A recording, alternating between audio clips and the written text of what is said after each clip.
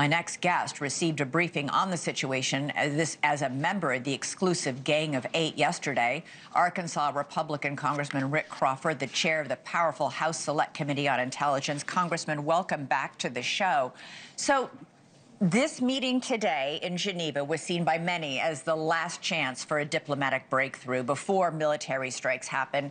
Is that how you saw it, and do you think they managed to get enough progress today?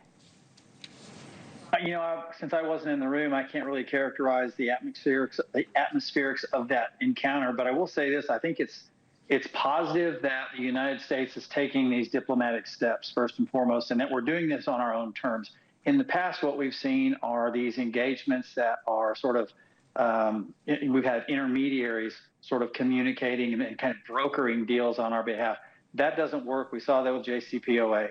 What we're seeing now is a president who's not afraid to talk to anybody. He's not afraid to make the case. Look, you know, there's an old saying that I don't remember who said it. It may have been Al Capone, but you can get a lot further with a kind word and a gun than you can with just a kind word. And so he's gone there with kind words, but he's backing that up with lethal diplomacy. That's the staging that you're seeing now. It says, hey, look, we don't want to do this. It's not necessarily our first choice, but there are some conditions here that have to be met. And he's demonstrating very much that he's serious about this. I know you can't talk about the details in that classified briefing yesterday that you got from Secretary of State Marco Rubio, but the question on everybody's mind is what would be the end goal of any kind of military strike? Is it regime change, or is it something more targeted to nuclear or ballistic missile sites? Well, I think multiple things can be true at the same time. Number one, what we see is an oppressive regime that they're killing their own people at levels that we've not seen, almost genocidal. Tens of thousands of Iranians that have died because they are championing an effort to replace the regime. So I believe that en masse, the Iranian people are calling for regime change. They're not in a position by themselves to affect that goal. Then we have the other circumstances that exist, the nuclear proliferation that continues. They say that we didn't damage their nuclear capability. We certainly did. They are trying to recoup that.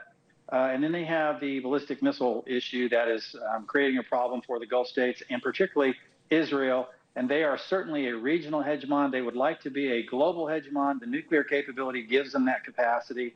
And these are things that have to be addressed concurrently. President Trump said after Operation Midnight Hammer last June, which was, you know, by all accounts executed brilliantly by our military, President Trump said repeatedly we had obliterated Iran's nuclear program.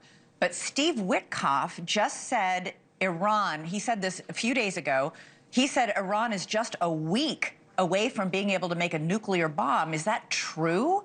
And how can that be true if we obliterated their nukes 9 months ago? Well, without getting into the physics of a nuclear bomb, because I know how to take them apart, but I don't necessarily know how to build them. And what I would say is that what you're talking about here is the potential for a radioactive weapon that could deliver multiple effects, much like a dirty bomb that doesn't necessarily yield like a nuclear weapon would. So I don't know, because I don't know all the details. But what I think from reading between the lines here, they want us to believe that they still have a nuclear capability.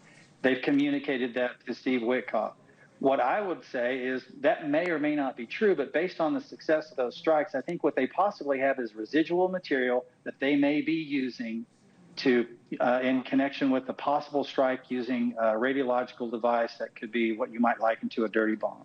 The president said in his State of the Union address on Tuesday night that he needs Iran to say, quote, what he called the secret words, it will not build a nuclear weapon.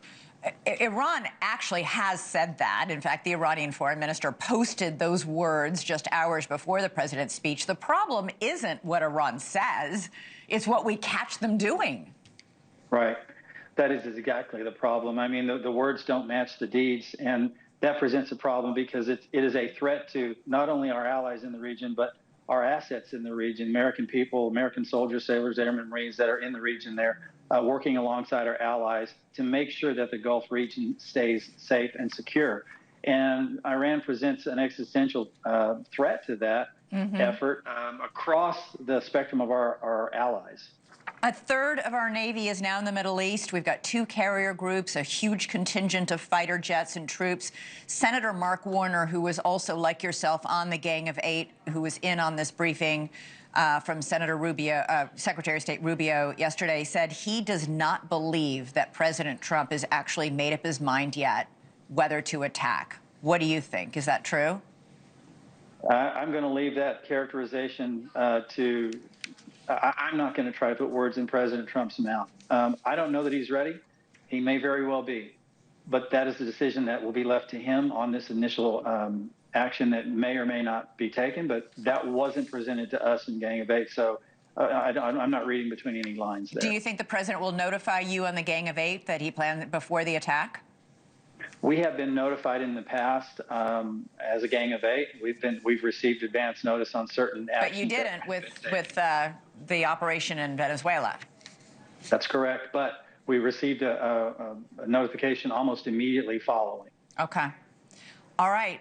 Congressman Rick Crawford, I can mind your cell phone for you if you'd like and take any notice you get from the president about what he intends to do. You'll keep it. You'll keep it close. Yeah. Good. Yeah. Good. Really appreciate it, Congressman. Thanks for joining us. All right. Coming up for us. Keep